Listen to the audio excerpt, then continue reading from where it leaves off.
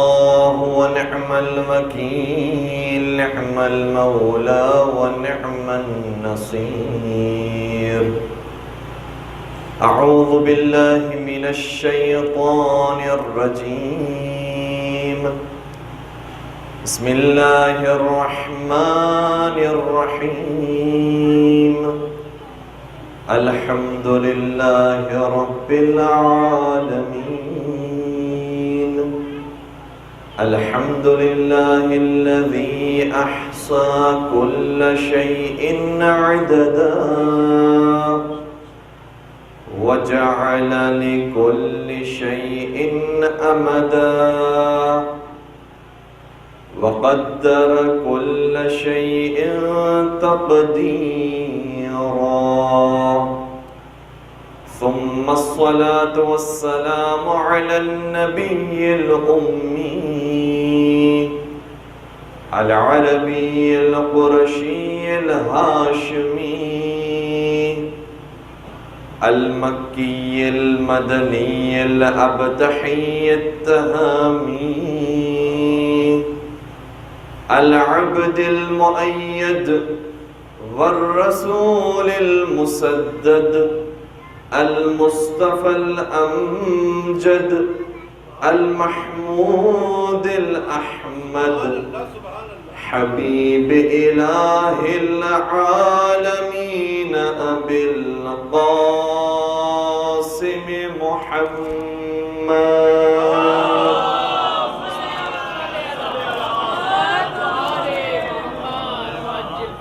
وعلى أهل بيته الطيبين الطاهرين المعصومين المظلومين الذين أذهب الله عنهم الرجس وطهرهم تطهيرا.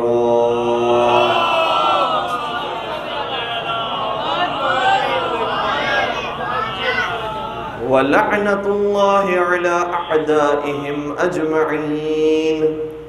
أما بعد فقد قال الله تبارك وتعالى في محكم كتابه المجيد وفرقانه الحميد. بسم الله الرحمن الرحيم. قل هل يستوي الذين يعلمون والذين لا يعلمون. درود پڑھ دیجئے محمد و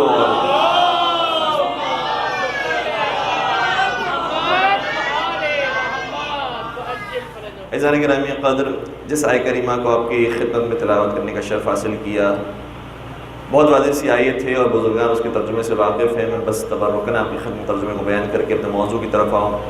یہ قرآن کریم نے کہا کہ قل اے رسول ان سے یہ کہہ دیجئے کہ هل يستوي الذين يعلمون والذين لا يعلمون، کیا وہ لوگ جو صاحب علم ہیں ان لوگوں کے برابر ہیں جو صاحبان علم نہیں ہیں؟ اور یقیناً چاہے دنیا ہو یا آخرت ہو، دونوں جہانوں کے اندر صاحب علم کا معیار اور ہے اور جاہل انسان کا مقام اور ہے. دونوں کے مقامات میں زمین و آسمان کا فرق ہے. دنیاوی معاملات ہو تو ہم اپنے دکان میں، اپنے آفس میں، اپنی فیکٹری میں اس شخص کو پسند کرتے ہیں کہ جو اہل علم ہو، جو صاحب علم ہو. اسے دنیا میں بھی قبول کیا جاتا ہے، اور جب یہ دنیا کے اندر زندگی گزارے گا تو آخرت میں بھی جب یہ پہنچے گا تو اس کا مقام اور ہوگا. جو صاحب علم ہے اس کا مقام اور ہے، اور جو نادان ہے اس کا مقام اور ہے. ہم جس امام کو ماننے والے ہیں یہ وہ امام ہیں کہ نہ صرف یہ کہ ہماری کتابوں میں سب سے زیادہ روایتیں اس امام کے ذریعے ہم تک پہنچی ہیں، بلکہ اس امام کا دسترخوان وہ تھا کہ جو اپنوں کے لیے بھی بچھا ہوا تھا اور غیروں کے لیے بھی کھلا تھا. لہٰذا اس دسترخوان پر آنے والے صرف وہ نہیں تھے کہ جو امام کو امام مان کر آتے ہوں. بہت سارے ایسے تھے کہ جو آل رسول مان کر آیا کرتے تھے، بہت سارے ایسے تھے کہ جو ایک عالم دین مان کر آتے تھے، بہت سارے ایسے تھے کہ جو ایک عابد اور زاہد سمجھ کر آتے تھے، اور بہت سارے ایسے تھے کہ جو امام کو امام نہیں مانتے تھے، اعتراض کرنے کے لیے آتے تھے. لیکن وہ امام پر اعتراض کرنے کے کیا آتے، وہ کچھ موتی ہی امام کے دسترخوان سے لے کر جاتے تھے. لہٰذا امام کے شاگردوں میں امام ابو حنیفہ کا نام بھی ہے، امام مالک کا نام بھی ہے، اور جتنے بعد کے امام پیدا ہوئے ہیں ان سب نے بھی اگر علم حاصل کیا ہے تو امام ابو حنیفہ یا امام شافعی سے حاصل کیا ہے، اور ان کے استاد کا نام ہے امام جعفر صادق علیہ السلام۔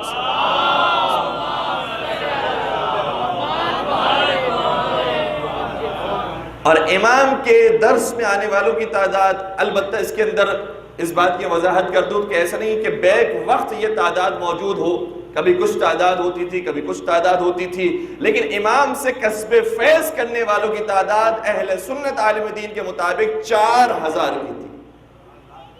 4000 افراد نے اور 4000 طالب علموں نے امام کی خدمت میں زانو تلمس کو طے کیا ہے اور امام سے کسب فیض کیا ہے۔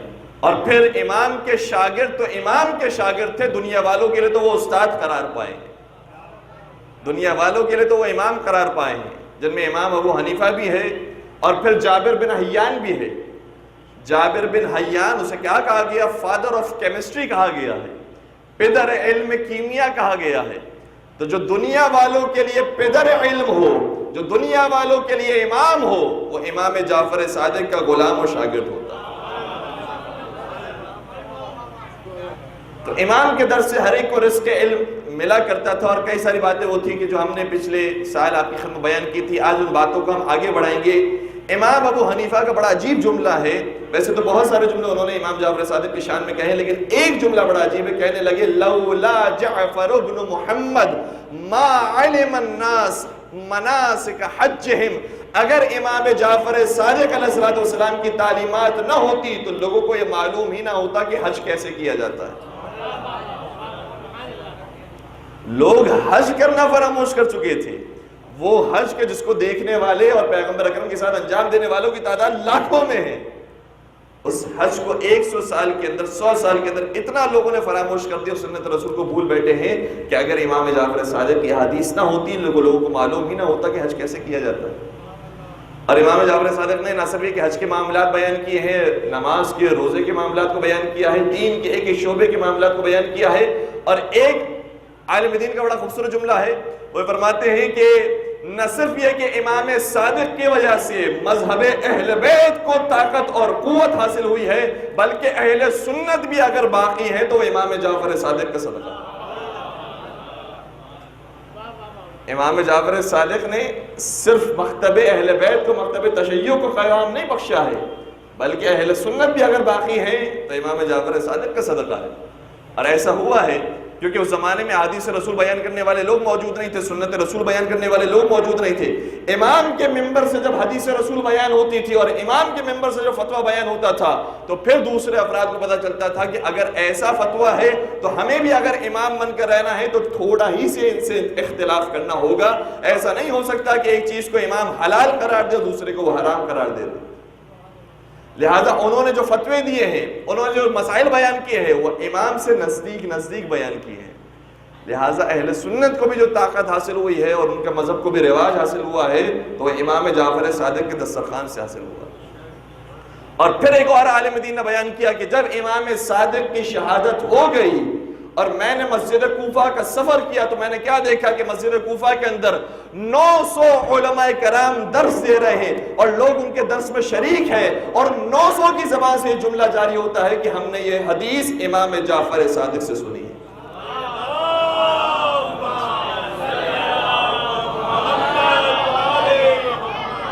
تو امام جعفر صادق کا اگر علم نہ ہوتا، ان کی دی ہوئی معلومات نہ ہوتی تو آج دین اسلام ختم ہو چکا ہوتا۔ اور پھر وہ دعویٰ کہ جو منبر کوفہ پر ہمارے پہلے امام نے کیا تھا کہ سلونی قبل ان تفقدونی، بعینہی وہی دعویٰ ہمارے چھٹے سرکار امام جعفر صادق نے کیا، فرمانے لگے سلونی قبل ان تفقدونی، پوچھو مجھ سے قبل اس کے کہ مجھے کھو بیٹھو۔ اور جب ہمارے کسی بھی امام نے یہ دعویٰ کیا ہے تو بغیر دلیل کی تو بات ہی نہیں کی ہے۔ اور علم کا کمال یہ ہے، دیکھیے انسان بہت ساری چیزوں کو دعویٰ کر سکتا ہے، شاید مال کا دعویٰ کرتے، مکان کا دعویٰ کرتے، اپنی عزت آبرو کا دعویٰ کرتے، صاحب منصب ہونے کا دعویٰ کرتے، لیکن علم کا دعویٰ ایسا ہے کہ جہاں انسان نے علم کا دعویٰ کیا میں سب سے بڑا عالم ہوں تو پوچھنے والے لوگ جمع ہو جاتے ہیں۔ اور انسان کی آبرو ریزی ہو جاتی ہے۔ جہاں انسان نے یہ دعویٰ کیا کہ میں علم فقہ کا ماہر ہوں، علم تفسیر کا ماہر ہوں، علم حدیث کا ماہر ہوں، علم رجال کا ماہر ہوں، علم فلسفے کا ماہر ہوں، علم کلام کا ماہر ہوں، علم عرفان کا ماہر ہوں، علم طب کا ماہر ہوں، اور جیسے اس نے دعویٰ کیا فوراً سے سوال ہو جائے گا اور آبرو ریزی ہو جاتی ہے۔ لیکن ہمارے کسی بھی امام نے کوئی ایسا دعویٰ نہیں کیا ہے کہ آبرو ریزی کی گنجائش باقی ہو، اور ان کے مقابلے میں بہت سے تھے جنہوں نے یہ دعویٰ کیا اور سمجھ رہے تھے کہ جس طریقے سے ان کی عزت کو خدا نے بچایا ہے ہماری عزت کو بھی خدا بچا لے گا، لیکن خدا کو تو یہی بتانا ہے کہ ہم ان کی عزت کو بچاتے ہیں کہ جن کو ہم بناتے ہیں۔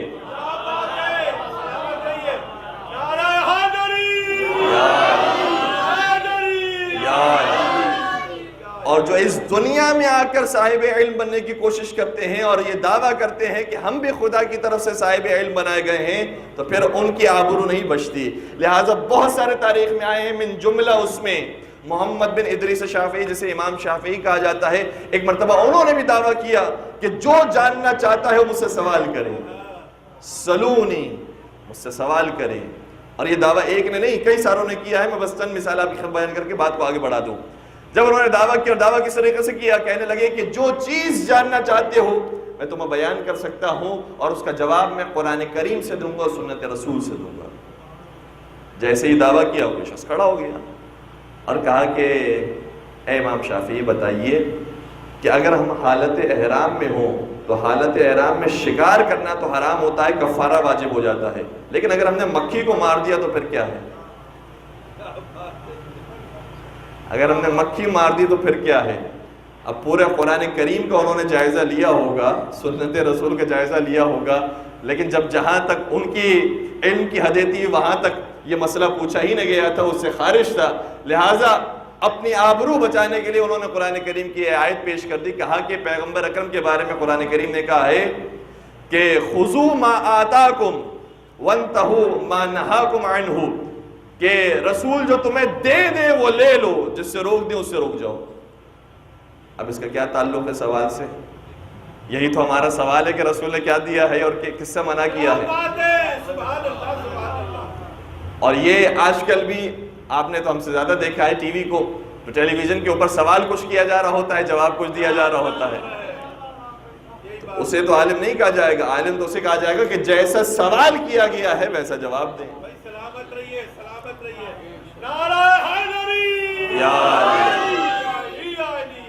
ایک اور شخص نے بھی اسی طریقے سے دعویٰ کیا، مقاتل بن سلیمان اس کا نام ہے، کہنے لگا سلونی اما شئتم، جو چیز تم چاہتے ہو مجھ سے سوال کرو، میں اس کا جواب دوں گا۔ تو ایک شخص آگے بڑھا، اور حج کے ایام میں عام طور پر ایسے دعوے کیے جاتے تھے کیونکہ حج کے ایام میں سننے والے بہت ہوتے تھے، حاجیوں کی تعداد ہوتی تھی، مسلمانوں کی تعداد ہوتی تھی، لہذا اپنی شہرت حاصل کرنے کے لیے عام طور پر ایسے موقع پر دعوے کیے جاتے تھے۔ تو جیسے ہی یہ دعویٰ کیا کسی نے پھر حج کا سوال کر لیا، اور حج کے مسائل میں سے مسئلہ یقیناً بزرگان ہم سے بہتر جانتے ہیں کہ جب انسان پہنچتا ہے اور طواف انجام دیتا ہے، سعی کرتا ہے، تو سعی کرنے کے بعد حلق کروانا پڑتا ہے، سر کو منڈوانا پڑتا ہے، اور حلق کروانے میں ضروری ہے کہ انسان خود اپنے ہاتھوں سے حلق نہ کروائے، کسی اور کو کہے کہ جو محرم نہ ہو، جو حج یا عمرہ انجام نہ دے رہا ہو، اسے کہا جائے کہ وہ ہمارا حلق کرے، ہمارا سر منڈوائے۔ سوال کرنے والے نے سوال کیا، یہ بتاؤ کہ جب جناب آدم حج کر رہے تھے تو ان کا حلق کس نے کروایا؟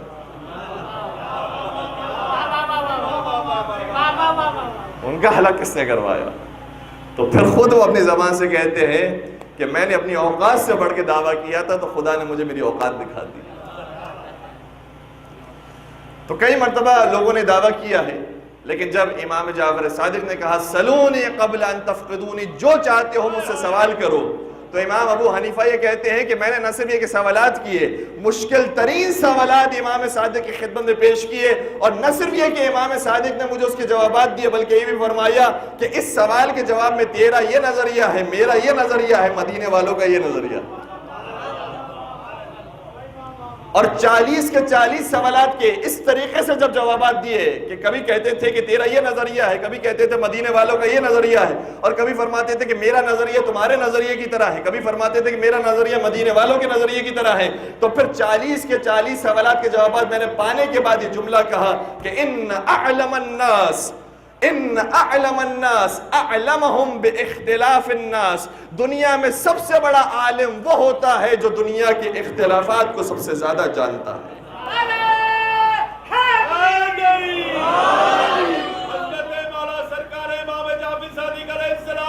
بلند سے بلند ترین سلوات اللہ صلی اللہ علیہ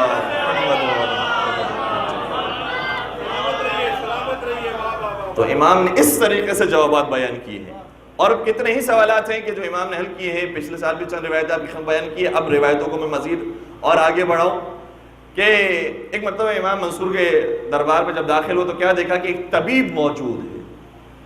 اب طبیب علم طب کا ماہر ہے، علم دین کا ماہر نہیں ہے، اور وہ یہ سمجھ رہا ہے کہ یہ آل رسول میں سے ہیں، لہٰذا دین رسول کو تو جانتے ہیں لیکن ہماری طب کو نہیں جانتے۔ وہ اپنے خیال میں یہی سمجھ رہا ہے۔ امام تشریف لائے، منصور نے استقبال کیا اور اپنے پہلو میں جگہ دی۔ طبیب ہندی اپنی طب کو بیان کرتا جا رہا تھا، اور جب بیان کرتا کرتا تھک گیا اور اپنی کتاب کو بند کیا تو سوال کرنے لگا کہ آپ اپنا تعارف کروائیے، آپ کون ہیں؟ تو منصور نے کہا کہ یہ عالم آل محمد ہے، یہ آل محمد میں سے سب سے بڑے عالم دین ہے۔ کہ اچھا پھر آپ نے بھی ہماری کتاب سے استفادہ کیا ہوگا، ہم نے جو آپ کو طب کی کچھ معلومات دی آپ نے بھی استفادہ کیا ہوگا۔ امام نے شاہ فرمایا کہ ہم دوسروں کے علم سے استفادہ نہیں کرتے، اور پھر آگے فرمایا کہ ہمارے پاس جو علم آتا ہے وہ کتابوں سے نہیں آتا۔ وہ طبیب حیران ہو کر سوال کرتا ہے کہ کیا علم کبھی کتابوں کے علاوہ بھی کسی چیز سے آتا ہے؟ تو امام نے شاہ فرمایا ہمارا علم کتابی نہیں ہے، الہی ہے۔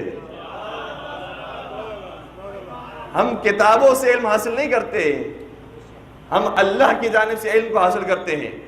تو پھر فرمایا کہ کیا آپ طب کو بھی جانتے ہیں، طب کے مسائل کو بھی جانتے ہیں؟ تو امام نے شاہ فرمایا کہ ہاں کیوں نہیں، ہم طب کو جانتے ہیں، اور ہمیں یہ سکھایا گیا ہے نبی اکرم کی طرف سے کہ تم سردی کا علاج گرمی سے کرو، گرمی کا علاج سردی سے کرو۔ جو علم طب سے آشنائی رکھنے والے افراد ہیں، علم حکمت سے آشنائی رکھنے والے افراد ہیں، وہ بات کو محسوس کریں گے کہ سردی کا علاج گرمی سے کرتے ہیں، گرمی کا علاج سردی سے کرتے ہیں، خشکی کا علاج رطوبت سے کرتے ہیں، رطوبت کا علاج خشکی سے کرتے ہیں۔ کہا یہ تو علم طب کے مطابق ہے، اور بیان فرمائیے آپ نے اور کیا حاصل کیا ہے؟ سلامت رہیے بابا۔ پھر فرزند رسول بیان کرنے لگے کہ ہمارے رسول نے بیان کیا ہے کہ تمام بیماریوں کی جڑ شکم ہے، لہٰذا اپنے معدے کا خیال رکھو۔ اگر معدہ تمہارا مضبوط ہوگا تو ساری بیماریوں سے بچے رہو گے۔ اور پھر نبی اکرم نے ارشاد فرمایا کہ ہر علاج سے بہتر پرہیز ہوتا ہے، لہٰذا تم پرہیز ایسا کرو کہ تمہارے علاج کی نوبت نہ آئے۔ جب یہ باتیں اس نے سننا شروع کی، کہا کہ پھر آپ یہ بتائیے کہ آپ بڑے عالم دین ہیں یا ہم بڑے عالم دین ہیں؟ امام صادق نے کہا کہ تم بتاؤ کہ تم بڑے عالم ہو یا ہم بڑے عالم ہیں؟ عرض کرنے لگا کہ فرزند رسول ویسے تو میں اپنے علم میں زیادہ بڑا ہوں، اب بھی چونکہ اس کا غرور باقی تھا اور علمی تکبر ابھی بھی موجود تھا، تو امام نے اب سوالات کرنا شروع کیا، اور سوالات کی کثرت کر دی، اور علم طب کے اتنے سوالات کیے کہ ہر سوال کے جواب میں کہتا تھا کہ مجھے نہیں معلوم، مجھے نہیں معلوم، مجھے نہیں معلوم۔ اور میں چند ایک سوالات کو آپ کی خدمت بیان کروں اور پھر آخری نتیجہ آپ کی خدمت دوں۔ امام نے شاہ فرمایا یہ بتاؤ کہ کھوپڑی کے اندر خدا نے سوراخ کیوں رکھے ہیں، جوڑ کیوں رکھے ہیں؟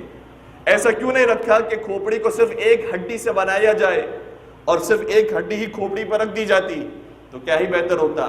یہ جوڑ کیوں بنائے ہیں، درمیان میں سوراخ کیوں بنائے ہیں؟ کہتا مجھے نہیں معلوم۔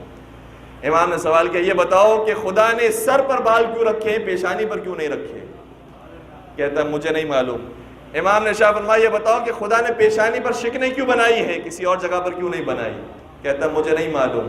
امام نے شاہ فرمایا یہ بتاؤ کہ خدا نے آبرو جو آنکھوں کے اوپر ہے یہاں پر بال کیوں دیے ہیں اور پیشانی پر یا نیچے کی جانب بال نہیں دیے ہیں؟ کہتا مجھے نہیں معلوم۔ امام نے سوال کیا بتاؤ کہ خدا نے آنکھوں کو بادامی شکل کا کیوں بنایا ہے؟ کہتا مجھے نہیں معلوم۔ امام نے سوال کیا بتاؤ کہ جو گھٹنے ہیں یہ آگے کی طرف کیوں جھکتے ہیں اور آگے کی طرف اس کا پیالہ کیوں موجود ہے، پیچھے کی طرف کیوں موجود نہیں؟ کہتا ہے مجھے نہیں معلوم۔ اور امام اسی طریقے سے سوالات کرتے رہے، یہ کہتا رہا مجھے نہیں معلوم، مجھے نہیں معلوم، مجھے نہیں معلوم۔ اور امام بلند کر کے نعرہ حیدری، اور امام نے ان سوالات کو کر کے یہ بتایا ہے کہ جو اپنے علم کا بھی ماہر ہوتا ہے، جب ہم اس کے سامنے سوالات کرتے ہیں تو اس کی زبان سے بھی یہی نکلتا ہے کہ مجھے نہیں معلوم، مجھے نہیں معلوم۔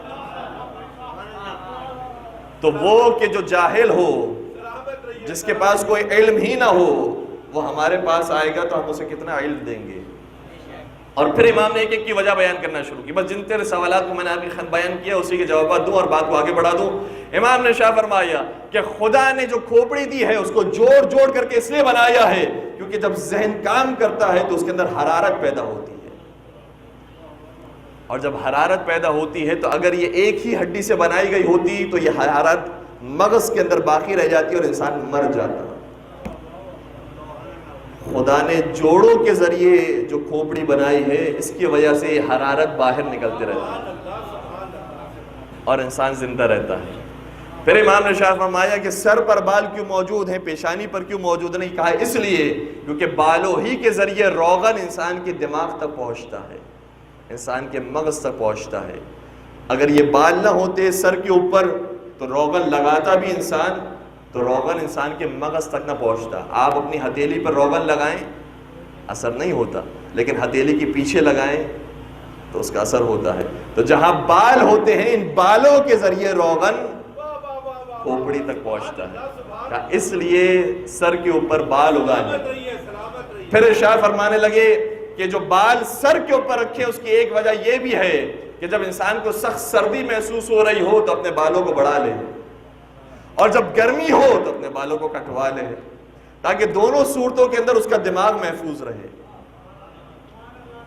پھر امام نے شاہ فرمایا کہ خدا نے پیشانی پر بالوں کو اس لیے نہیں رکھا کیونکہ اگر پیشانی پر بال آ جاتے تو جو دنیا کی روشنی آتی ہے، سورج کی روشنی آتی ہے، وہ آنکھوں تک نہیں پہنچ سکتی تھی اگر یہ بال پیشانی پر ہوتے، لہذا خدا نے پیشانی پر بالوں کو نہیں رکھا۔ پھر فرمانے لگے پیشانی پر شکنوں کو اس لیے رکھا ہے تاکہ جب پسینہ آئے تو یہ پسینہ آنکھوں کو ضرر نہ پہنچائے اور شکنوں میں آ کر رک جائے۔ پھر آگے فرمایا کہ خدا نے ان آبروں کو اس لیے رکھا ہے تاکہ روشنی آئے تو صحیح، لیکن اگر شدید روشنی آ جائے تو انسان آبروں کے ذریعے ان روشنی کو کم کر لے۔ اور خدا نے آنکھوں کو بادامی شکل کا اس لیے بنایا ہے تاکہ اگر آنکھوں میں کوئی چیز چلے جائے اور میل چلا جائے تو وہ بادامی شکل ہونے کی وجہ سے آسانی سے نکل جائے۔ خدا نے گھٹنوں کے اوپری حصے پر پیالوں کو اس لیے رکھا ہے کیونکہ اگر پیچھے والے حصے پر پیالوں کو رکھا ہوتا تو کوئی انسان چل ہی نہیں سکتا تھا۔ انسان چل ہی اس وقت سکتا ہے کہ جب یہ آگے والے حصوں میں گھٹنوں کو بنایا جائے۔ اور جب یہ سارے سوالات امام پیش کرتے رہے اور وہ کہتا رہے نہیں معلوم نہیں معلوم، امام نے سارے سوالات کے جوابات دے دیے تو پھر عرض کرنے لگا کہ اے امام صادق، یہ آپ نے جن باتوں کو میرے سامنے بیان کیا ہے یہ بہت کم ہے، اور بیان کیجئے۔ میں اب استاد نہیں رہا، اب میں آپ کا شاگرد بن گیا ہوں، مجھے اور سکھائیے۔ اور پھر امام نے سکھانا شروع کیا، بتانا شروع کیا، اور علم طب کے اوپر پوری روایت موجود ہے اور پوری گفتگو علم طب پر کی۔ فرمانے لگے تمہیں معلوم ہے کہ خدا نے انسان کے بدن میں پھیپھڑوں کو بنایا ہے، سانس کا جو نظام ہے وہ بیان کیا، جو فضلات کا نظام ہے وہ بیان کیا، جو اعضاء و جوارح کا نظام ہے وہ بیان کیا۔ سارے نظام کو جب امام نے بیان کیا تو کہنے لگا کہ مولا آپ کے در سے بہتر مجھے اور کوئی در بتا دیجئے، آپ کے گھر سے بہتر کوئی گھر بتا دیجئے۔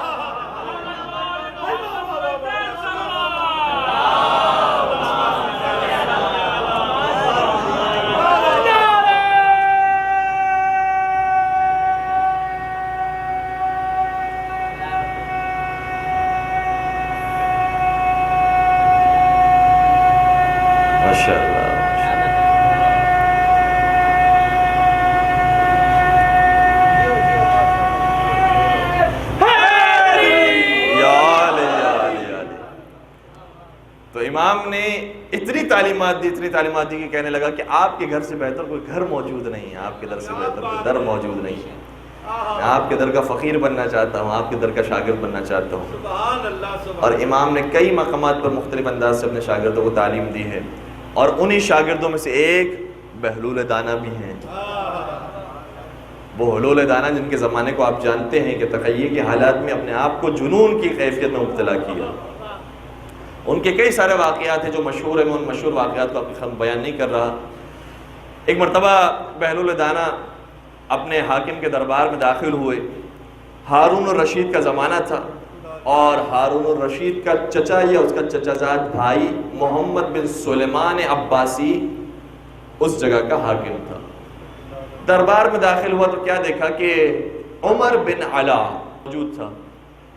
جب بہلول دانا داخل ہوئے تو جو عباسی خلیفہ ہے وہ تو جانتا ہے کہ یہ کون ہے، لہذا سوال کیا کہ کیا تم کچھ پوچھنا چاہتے ہو ان سے؟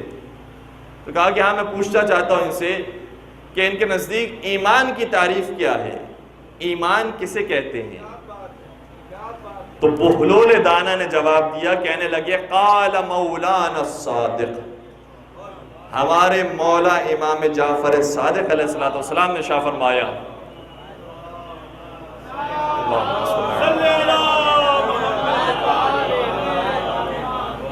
کہ ان الایمان عقد بالقلب وقول باللسان وعمل بالجوارح والارکان۔ ایمان تین چیزوں کا نام ہے۔ ایمان یہ ہے کہ اپنے دل کو مضبوط کر لو اللہ کے لیے، اور پھر اس کے ایمان کو اور اس کے توحید کو اپنی زبان پر بھی جاری کرو، اور پھر اپنے اعضاء و جوارح سے عمل کر کے بھی دکھاؤ کہ تم اللہ والے ہو، اللہ کو ماننے والے ہو۔ کہ آپ نے جو تعریف کی اس پر تو ہمیں بحث ہی نہیں ہے، لیکن ہمارا سوال یہ ہے کہ آپ نے اپنے امام کو صادق کیوں کہا؟ آپ نے یہ کیوں کہا کہ قال مولانا الصادق، ہمارے مولا امام صادق نے کہا؟ کیا صرف آپ اپنے مولا کو صادق سمجھتے ہیں اور باقی سب کو کاذب سمجھتے ہیں؟ توجہ فرمائیے گا، کیا صرف آپ اپنے مولا کو صادق مانتے ہیں اور باقی سب کو کاذب اور جھوٹا مانتے ہیں؟ بہلول دانا نے جواب دیا، پھر یہ بتاؤ کہ کیا تم صرف اپنے ہی خلیفہ کو صدیق مانتے ہو، باقی سب کو جھوٹا مانتے ہو؟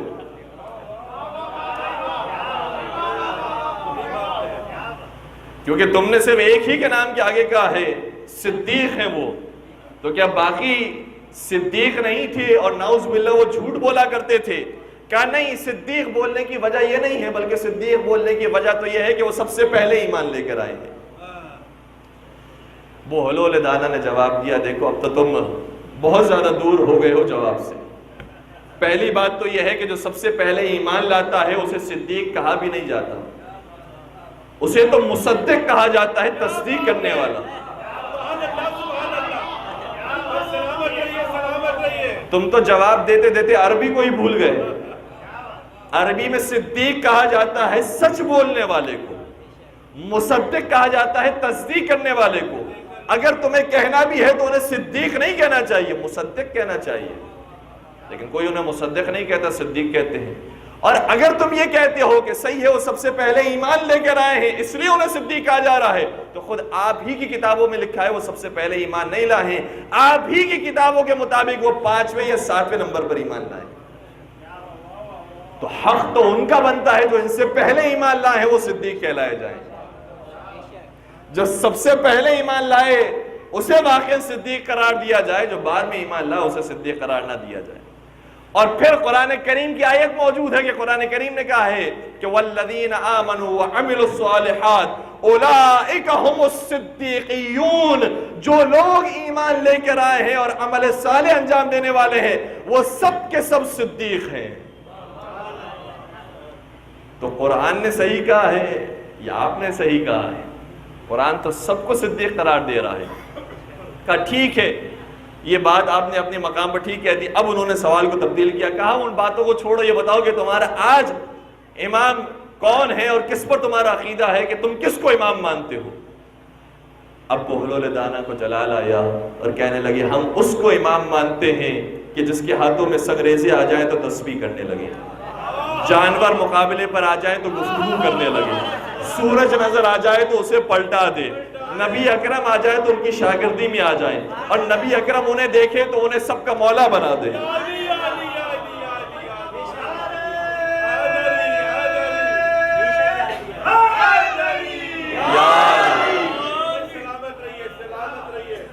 اور جب یہ جواب سنا اس دشمن علی نے اور دشمن حیدر کرار نے تو ایک مرتبہ فوراً اسے موقع مل گیا بہلول کو زندان میں ڈلوانے کا اور قتل کروانے کا.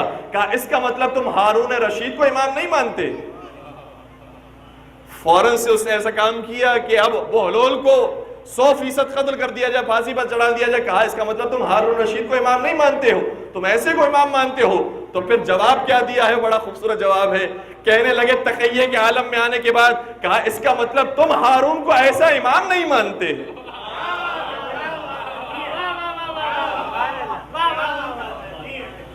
اس کا مطلب تم ہارون کو ایسا امام نہیں مانتے. اور جو حاکم تھا وہ ہنسنے لگا اور کہا کہ چھوڑو, اس عاشق علی سے کوئی بحث نہیں کر سکتا. جو جس در کا فقیر ایسا ہو وہ خود امیر کیسا ہو. اور واقعاً امام نے ایسی مولا امیر کائنات امیر المومنین علی ابن ابی طالب علیہ السلام بلند سے بلند ترین صلوات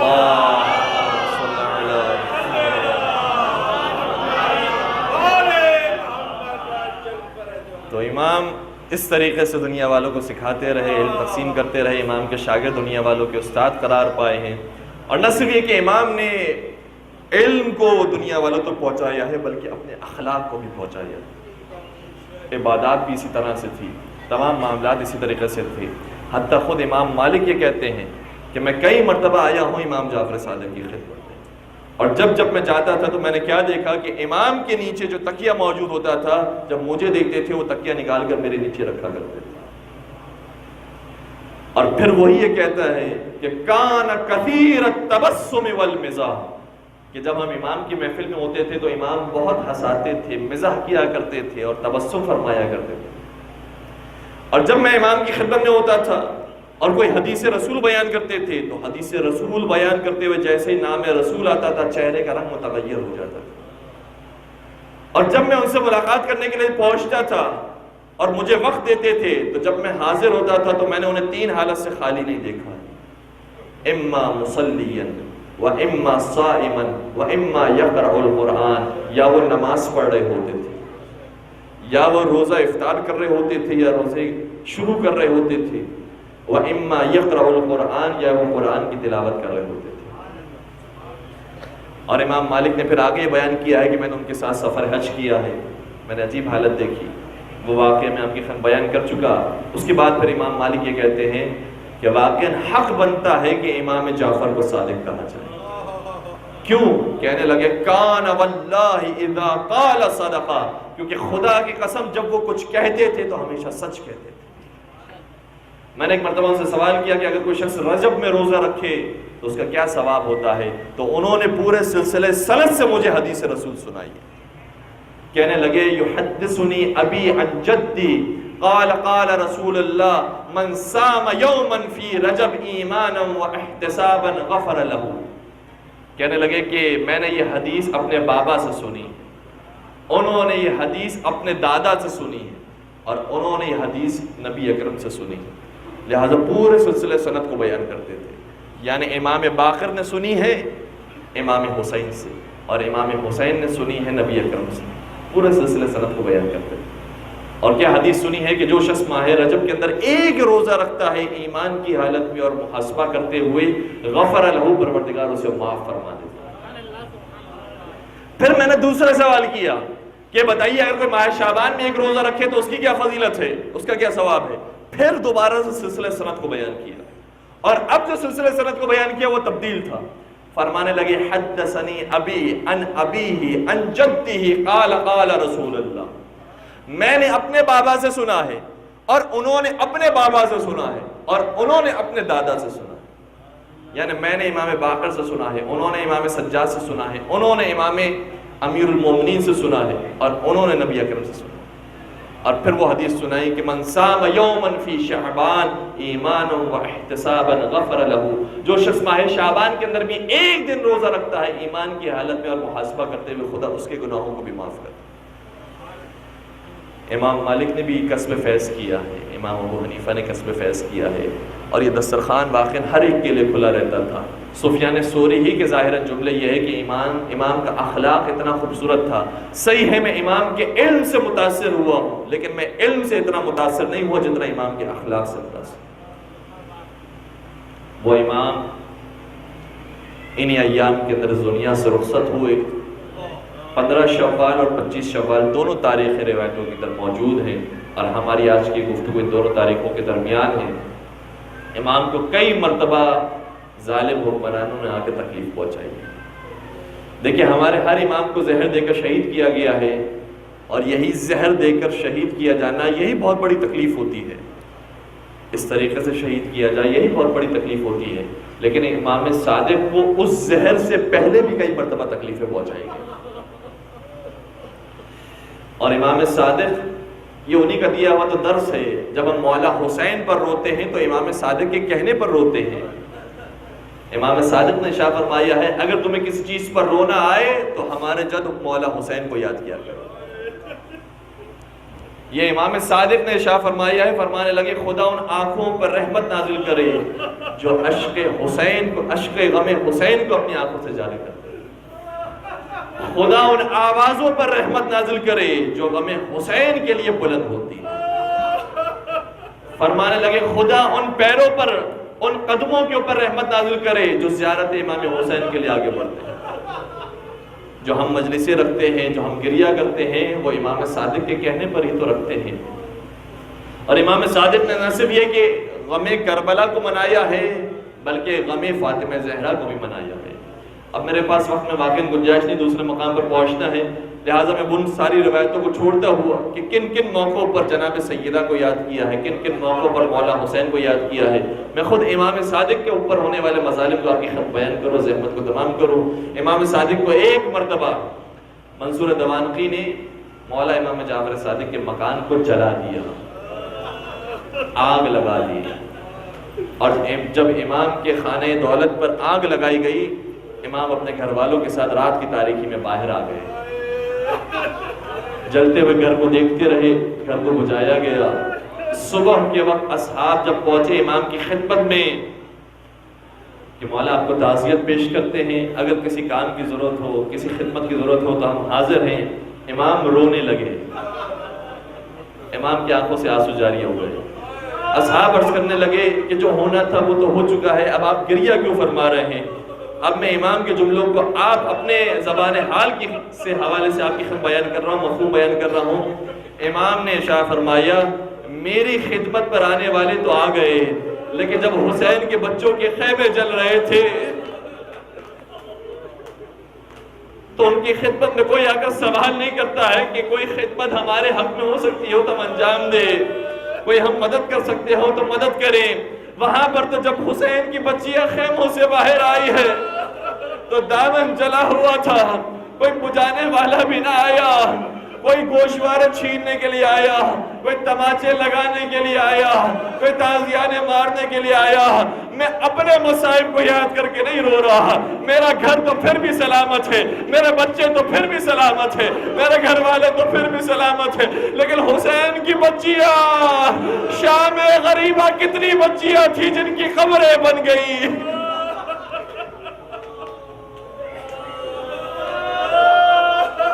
میں اپنے جد حسین کی اولاد کو یاد کر کے رو رہا ہوں۔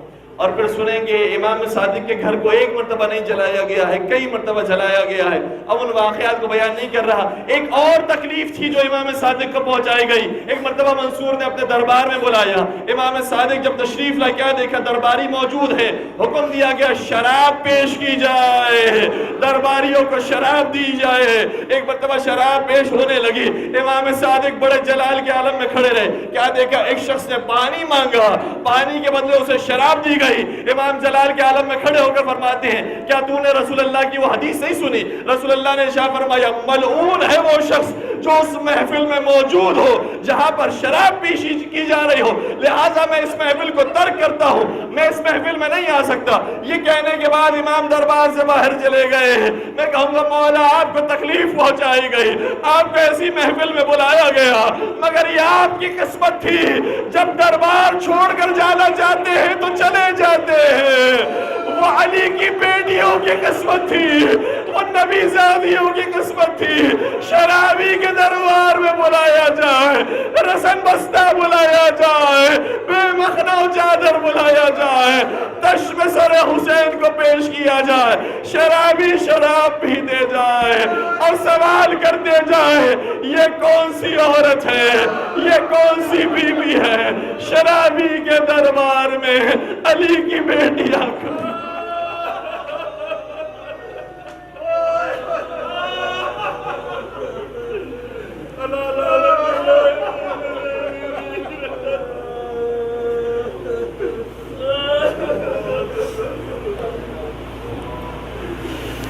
الا ولعنۃ اللہ علی القوم الظالمین وسيعلم الذین ظلموا ای منقلب ینقلبون۔ پروردگار بہت و آنسو کو ہمارے حضرت سیدہ کائنات میں جگہ عنایت فرما، ہمارے اس قلعے سے توسل کو اپنے بارگاہ میں قبول و منظور فرما، تمام گناہان کبیر و صغیرہ کے مغفرت فرما، ہمارے مرحومین کی مغفرت فرما، تمام شیعان حیدر کرار کی جان مال عزت و آبرو کی حفاظت فرما، امت اسلامیہ کو استحکام اور اتحاد نصیب فرما، جو رزق کی پریشانی مبتلا ان رزق حلال و طیب عطا فرما، جو رزق حلال کمان کے رزق میں برکت و وسعت و کثرت عطا فرما، بے اولاد مومنین کو اولاد صالحہ نرینہ عطا فرما، ہم سب کے دلوں میں محبت محمد و آل محمد کو سرشار فرما، ان کی محبت کے ساتھ جینے مرنے کی توفیق نصیب فرما، ان کی شفاعت سے سب کو بہرمند فرما، پالنے والے مکتب جعفریہ کو دن دگنی رات چگنی ترقی نصیب فرما، جن مرحومین کی سال ثواب کے لیے مجلس منعقد کی گئی پروردگارہ ان کی ارواح کو بلندی نصیب فرما، انہیں جوار معصومی میں جگہ عنایت فرما،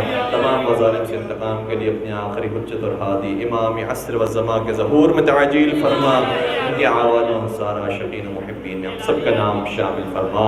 ربنا تقبل منا انك انت السمیع العلیم وتب علینا انك انت التواب الرحیم برحمتک یا ارحم الراحمین۔